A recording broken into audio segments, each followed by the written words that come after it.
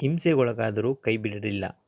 ಪೌಲನು ಫಿಲಿಪ್ಪಿಯದವರಿಗೆ, ಕೊಲೊಸ್ಸೆದವರಿಗೆ ಬರೆದ ಪತ್ರಿಕೆಗಳಲ್ಲಿ ಕ್ರಿಸ್ತನ ನಿಮಿತ್ತವಾಗಿ ಅನೇಕ ಕಷ್ಟಗಳನ್ನು, ಸೆರೆವಾಸಗಳನ್ನು ಅನುಭವಿಸಿದರೂ ಪರಲೋಕವನ್ನು ಭೂಲೋಕವನ್ನು ಒಂದು ಮಾಡುವ ಏಣಿ ಕ್ರಿಸ್ತನೇ ಆಗಿದ್ದಾನೆ ಎಂದು ತನ್ನ ಸೇವೆಯ ಮೂಲಕ ತೋರಿಸುವವನಾಗಿದ್ದಾನೆ. ಹೇಗೆಂದರೆ, ಪೌಲ ಮತ್ತು ಸೀಲ ಕ್ರಿಸ್ತನ ಸುವಾರ್ತೆಯನ್ನು ಸಾರಿದ ನಿಮಿತ್ತವಾಗಿ ಫಿಲಿಪ್ಪಿಯ ಸೆರೆಗೆ ಹಾಕಲಾಯಿತು. ಆದರೆ ಆ ಸೆರೆಯ ಹಿಂಸೆಯ ನಡುವೆಯೂ ಕ್ರಿಸ್ತನೊಂದಿಗೆ ತನ್ನ ಸಂಬಂಧವನ್ನು ಕಡಿದುಕೊಳ್ಳಲಿಲ್ಲ.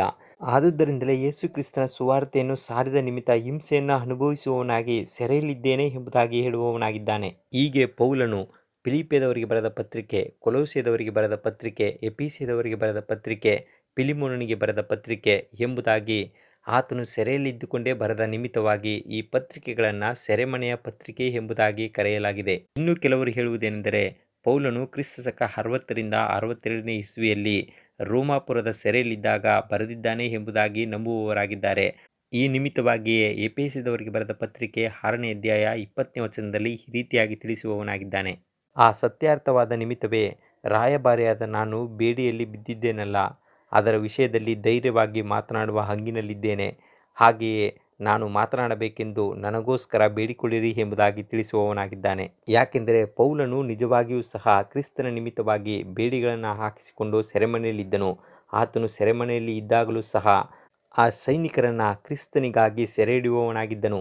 ಆದುದರಿಂದಲೇ ಫಿಲಿಪ್ಪಿಯದವರಿಗೆ ಬರೆದ ಪತ್ರಿಕೆ 1ನೇ ಅಧ್ಯಾಯ 13 ಮತ್ತು 14ನೇ ವಚನಗಳನ್ನು ಓದುವುದಾದರೆ, ಹೇಗೆಂದರೆ, ನನ್ನ ಬೇಡಿಗಳು ಕ್ರಿಸ್ತನ ನಿಮಿತ್ತವೇ ಎಂದು ಅರಮನೆಯ ಪಹರೆಯವರೆಲ್ಲರಿಗೂ ಮಿಕ್ಕಿದವರೆಲ್ಲರಿಗೂ ಪ್ರಸಿದ್ಧವಾಯಿತು.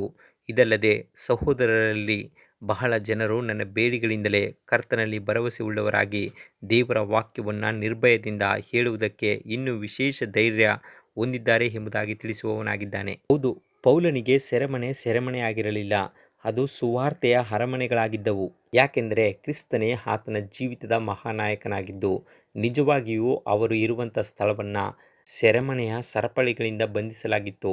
ಅವನ ಸಂಕಟ, ಸೆರೆವಾಸದ ನಡುವೆಯೂ ಸಹ ಪರಲೋಕ ಭೂಲೋಕಗಳನ್ನು ಬೆಸೆಯುವ ಏಣಿ ಅದು ಕ್ರಿಸ್ತನಾದ ಕಾರಣದಿಂದ ಕ್ರಿಸ್ತನು ಅವುಗಳನ್ನು ಬಿಚ್ಚುವವನಾಗಿದ್ದನು. ಹೀಗೆ ಪೌಲನು ತನ್ನ 2ನೇ ಸುವಾರ್ತೆಯ ಪ್ರಯಾಣದಲ್ಲಿ ತಿಮೋತಿ, ಪೌಲ ಮತ್ತು ಸೀಲನನ್ನು ಸೇರಿಕೊಂಡ ನಂತರ ಅಪೊಸ್ತಲರ ಕೃತ್ಯಗಳು 16ನೇ ಅಧ್ಯಾಯ 9ನೇ ವಚನವನ್ನು ಓದುವುದಾದರೆ, ಆ ರಾತ್ರಿಯ ಕಾಲದಲ್ಲಿ ಪೌಲನಿಗೆ ಒಂದು ದರ್ಶನವಾಯಿತು.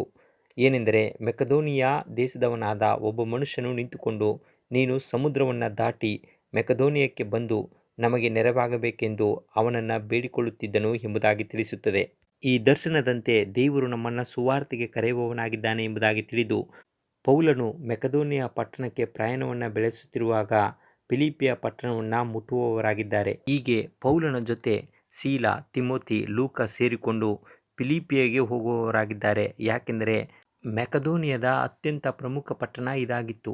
ಮಾತ್ರವಲ್ಲದೆ ಈ ಪಟ್ಟಣ ರೋಮನರಿಗೆ ಅತ್ಯಂತ ಪ್ರಮುಖವಾದಂಥ ಪಟ್ಟಣಗಳಲ್ಲಿ ಒಂದಾಗಿದ್ದ ಕಾರಣದಿಂದ ಇಲ್ಲಿ ನಿಜವಾದಂಥ ದೇವರು ಕ್ರಿಸ್ತನೇ ಹೊರತು ರೋಮನ್ ಚಕ್ರವರ್ತಿಗಳಲ್ಲ, ಕ್ರಿಸ್ತನೇ ನಿಜವಾದಂಥ ರಕ್ಷಕನು ಎಂಬುದಾಗಿ ಸಾರಿದ ನಿಮಿತ್ತವಾಗಿ ಅವರನ್ನು ಸೆರೆಮನೆಗೆ ಹಾಕಲಾಯಿತು.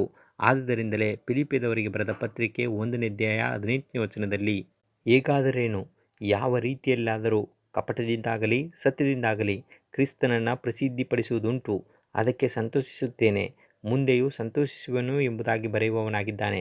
ಹೀಗೆ ಫಿಲಿಪ್ಪಿಯ ಪಟ್ಟಣಕ್ಕೆ ಸುವಾರ್ತೆಯನ್ನು ಸಾರುವ ನಿಮಿತ್ತವಾಗಿ ಪೌಲನು ಅನೇಕ ಕಷ್ಟ, ಸೆರೆಮನೆ ವಾಸಗಳನ್ನು ಅನುಭವಿಸುವವನಾಗಿದ್ದಾನೆ. ಆದರೆ ಕೊಲೊಸ್ಸೆಯ ಪಟ್ಟಣಕ್ಕೆ ಪೌಲನು ನೇರವಾಗಿ ಹೋಗದೇ ಇದ್ದರೂ ಸಹ ಆತನ ಹೃದಯ ಕೊಲೊಸ್ಸೆಯ ಪಟ್ಟಣದ ಮೇಲೆ ಇತ್ತು. ಯಾಕೆಂದರೆ ಆ ಕೊಲೊಸ್ಸೆಯ ಪಟ್ಟಣ ವಿವಿಧ ಸಂಪ್ರದಾಯ, ಆಚಾರ, ವಿಚಾರ, ವಿಗ್ರಹಾರಾಧನೆ, ಧಾರ್ಮಿಕ ಆಕರ್ಷಣೆಗೆ ಒಳಗಾಗಿ ಗ್ರೀಕರ ತತ್ವಜ್ಞಾನ ಮತ್ತು ಅನ್ಯ ದೇವತೆಗಳ ಪ್ರಭಾವಕ್ಕೆ ಒಳಗಾಗಿ ಜನರು ಗೊಂದಲಮಯ ಜೀವಿತದಿಂದ ಕೂಡಿದ್ದರು. ಆದುದರಿಂದಲೇ ಪೌಲನು ಈ ಪಟ್ಟಣಕ್ಕೆ ಕ್ರಿಸ್ತನ ಸುವಾರ್ತೆಯನ್ನು ತಲುಪಿಸುವ ಹೃದಯದ ಭಾರದಿಂದ ಕೊಲೊಸ್ಸೆದವರಿಗೆ ಬರೆದ ಪತ್ರಿಕೆ 1ನೇ ಅಧ್ಯಾಯ 7 ಮತ್ತು 8ನೇ ವಚನಗಳನ್ನು ಓದುವುದಾದರೆ, ನಮ್ಮ ಪ್ರಿಯ ಜೊತೆಯ ದಾಸನಾದ ಎಪಾಫ್ರನಿಂದ ಆ ಸತ್ಯೋಪದೇಶವನ್ನು ಕಲಿತುಕೊಂಡಿರಿ. ಅವನು ನಿಮಗೋಸ್ಕರ ಕ್ರಿಸ್ತನ ನಂಬಿಗಸ್ತ ಸೇವಕನು, ಪವಿತ್ರಾತ್ಮ ಪ್ರೇರಿತವಾದ ನಿಮ್ಮ ಪ್ರೀತಿಯ ವಿಷಯದಲ್ಲಿ ನನಗೆ ತಿಳಿಸಿದವನು ಅವನೇ ಎಂದು ತಿಳಿಸುವುದರ ಮೂಲಕವಾಗಿ ಪೌಲನು ಕೊಲೊಸ್ಸೆಯ ಪಟ್ಟಣಕ್ಕೆ ಹೋಗದೇ ಇದ್ದರೂ ಕ್ರಿಸ್ತನ ಸುವಾರ್ತೆಯನ್ನು ಎಪಾಫ್ರನ ಮೂಲಕವಾಗಿ ತಲುಪಿಸುವವನಾಗಿದ್ದಾನೆ. ಹೀಗೆ ಪೌಲನು ಸುವಾರ್ತೆಯ ನಿಮಿತ್ತವಾಗಿ ಅನೇಕ ಕಷ್ಟ, ನೋವು, ಸೆರೆವಾಸಗಳನ್ನು ಅನುಭವಿಸಿದರೂ ಪರಲೋಕ ಮತ್ತು ಭೂಲೋಕವನ್ನು ಒಂದು ಮಾಡುವ ಏನೇ ಕ್ರಿಸ್ತನಾಗಿರುವಾಗ ಆತನನ್ನು ನಂಬಿಕೊಂಡು ಆತನ ಸೇವೆಯನ್ನು ಮಾಡುವಾಗ ಆತನು ಕೈ ಬಿಡದೆ ನಡೆಸಿದ ರೀತಿ ಅದ್ಭುತವಾಗಿದೆ.